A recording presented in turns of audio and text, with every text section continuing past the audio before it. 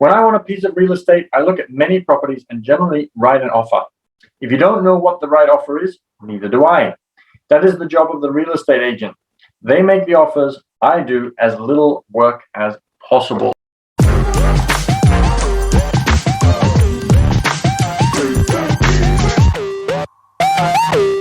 Good morning, everybody. Hope everybody is doing well. We are reading Rich Dad, Poor Dad as per usual. It helps if I show the front of the book instead of the back of the book.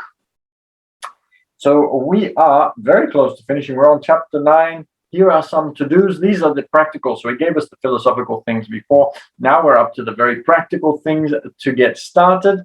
And the first point we have is make lots of offers. I only read the point and then he went and elaborated on that. So we're going to read the elaboration right now. Make lots of offers. When I want a piece of real estate, I look at many properties and generally write an offer. If you don't know what the right offer is, neither do I. That is the job of the real estate agent. They make the offers. I do as little work as possible. A friend wanted me to show her how to buy apartment houses. So one Saturday, her agent and I went and looked at 6 apartment houses. 4 were dogs, but 2 were good. I said to write offers on all 6, offering half of what the owners asked for. She and the agent nearly had heart attacks. They thought it was rude and it would offend the sellers. But I don't really think the agent wanted to work that hard. So they did nothing and went on looking for a better deal. No offers were ever made. And that person is still looking for the right deal at the right price. Well, you don't know what the right price is until you have a second party who wants to deal. Most sellers ask too much. It is rare that a seller asks a price that is less than something is worth. If you are a seller, you are always going to want to ask for more because that is in your best interest. The buyer always wants to ask for less because that is in their best interest. But at least you need to have that offer across the table in order to be able to start the process of seeing where you can meet in the middle. And if that doesn't happen, if you don't make the offer, nothing will happen. And this is the interesting thing in life. We have to take action on things. Life rewards action. But very often we just sit there and do nothing. So they didn't do anything and nothing ended up happening. And they're still looking for a property to this day, probably. Moral of the story, make offers, exclamation mark. Robert Kiyosaki only put a full stop, but I'm going to put an exclamation mark. People who are not investors have no idea what it feels like to sell something. I've had a piece of real estate that I wanted to sell for months. I would have welcomed any offer. They could have offered me 10 pigs and I would have been happy. Not at the offer, but just because somebody was interested. I would have counted maybe for a pig farm in exchange, but that's how the game works. The game of buying and selling is fun. Keep that in mind. It's fun and only a game. Make offers. Someone might say yes. I think one of the challenges is that we look at the game of Monopoly and we look at life, or we look at the game of Cashflow and we look at life. We look at the advanced simulator that Mladen, who's watching on Zoom, and I have created, and then we look at life. And we think that there's this big gap in between the two and that it's almost impossible to jump across. And so this year, for me, the focus is to really be able to show people and assist people and get them across in a safe way so that you don't have to think that it's impossible to get across, that the gap's not as big as you think, that it's more of an optical illusion, and that you can get across if you do the right things. So I'm really looking forward to doing more of this year. And so if you're interested, get in touch, and I'll tell you about how to get in touch at the end of the video in not very long, since we're almost at the end of that dot point. So we'll continue. I always make offers with escape clauses. In real estate, I make an offer with language that details subject to contingencies, such as the approval of a business partner. Never specify who the business partner is. Most people don't know that my business partner is my cat. Very smart. If they accept the offer and I don't want the deal, I go home and speak to my cat. I make this ridiculous statement to illustrate how absurdly simple and easy the game is. So many people make things too difficult and take it too seriously. That is also actually very true. So when you are playing Monopoly, when you are investing in a stock market simulator, when you are playing other games, we see it as a game and we don't feel any connection to it. In real life, we have this anxiety, this emotion, this connection to what is happening. And because we have that emotional connection, very often it will hold us back, it will sabotage us, it will stop us from being able to just enjoy. And this will actually prevent us from being able to get results that we want. If we just let go and accept whatever will happen, then we're going to learn more, we're going to get more results, we're going to be able to find things that other people can't find. And the universe generally tends to just allow people who are more carefree to get what they want, as opposed to the people who are all uptight about life.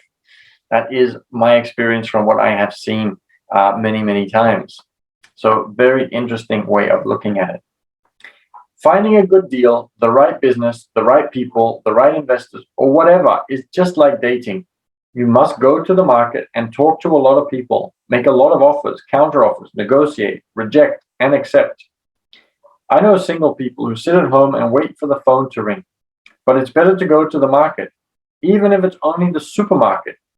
Search, offer, reject, negotiate, and accept are all parts of the process of almost everything in life. So when you are looking for a romantic partner, you need to actually talk to somebody. You actually need to make an offer to go out on a date. Otherwise, absolutely nothing will happen.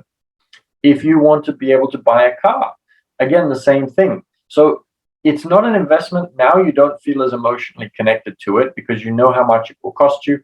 Once you've figured out which one you want and that you can afford it, now it's a lot less emotional, and you can just go out and you actually say to the person, okay, I want to buy that car. You put the money on the table, or you sign the paperwork for the financing, and it's very, very easily done.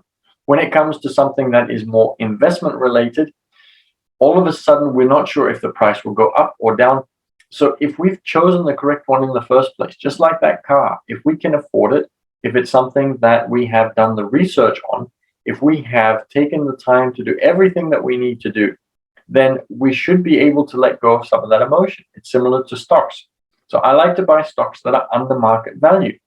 So if the value of the company per share is $10 and the share is $8 per share, that means that I am paying a discount on what the actual company is worth. If the company is worth $10, but I'm paying $15, then if the company goes bankrupt, the company does not have enough assets to sell to be able to pay off the debts, including paying me. So I use very smart methods in order to be able to choose something so that I have all the information that I need, so I can let go of that emotion. That emotion is going to kill you when it comes to investing. So you have to learn to let go of that. Okay, and that is the last point that I want to share for today.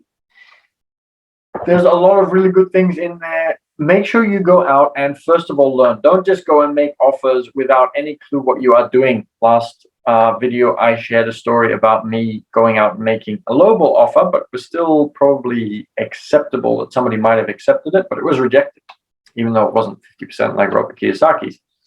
But I was sweating a lot because I had no knowledge to back me up. So yes, you do need to go out and take action.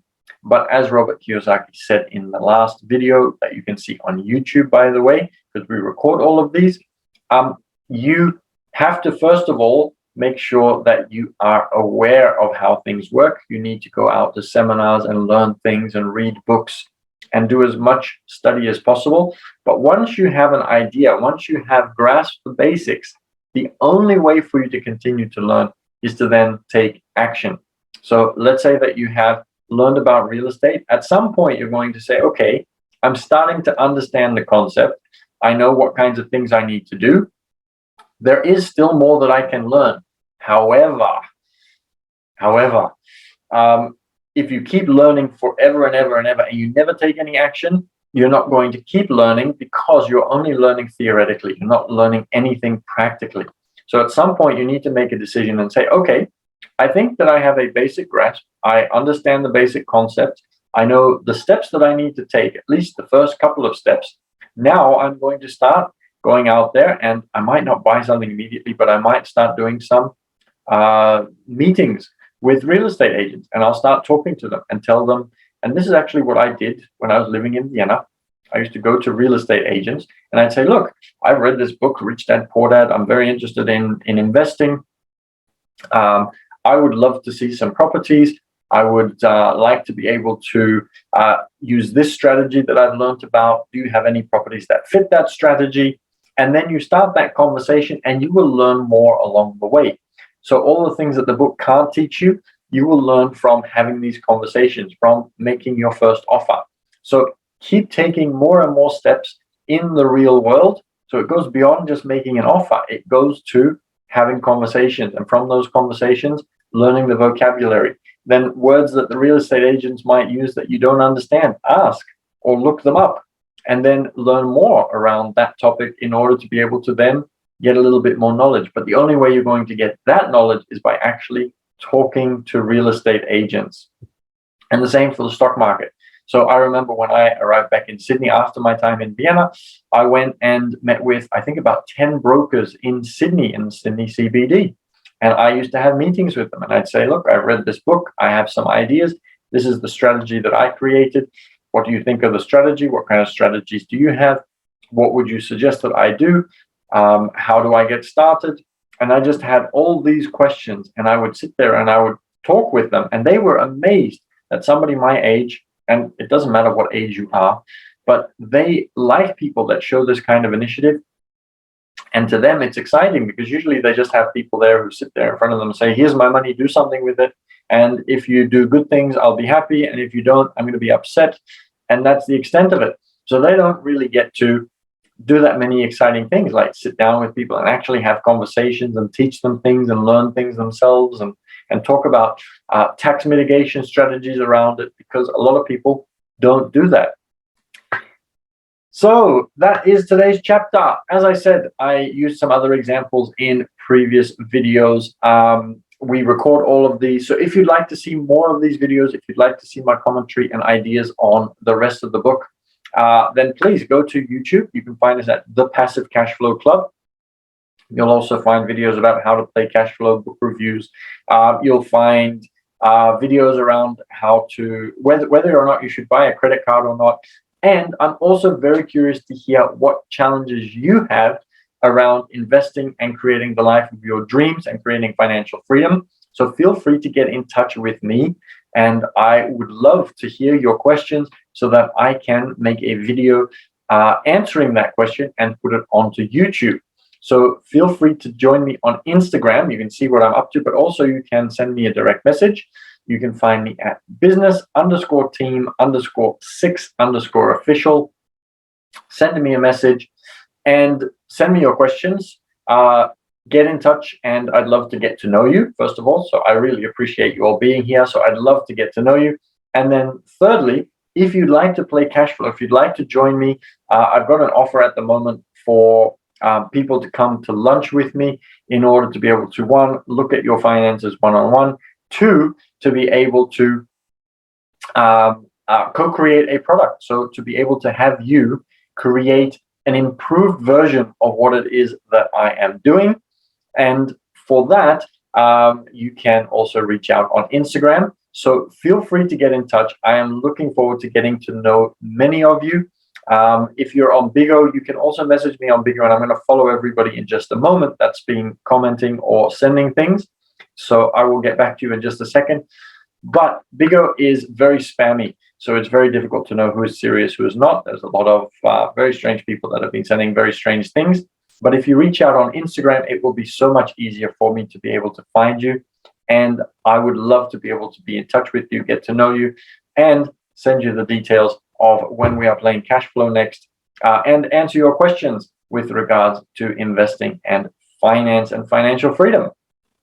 So thank you so much for joining. Have an absolutely amazing day. I'm going to go and finish the Zoom recording, but I am going to quickly have a look at everybody on Bigo and follow and answer some of those questions.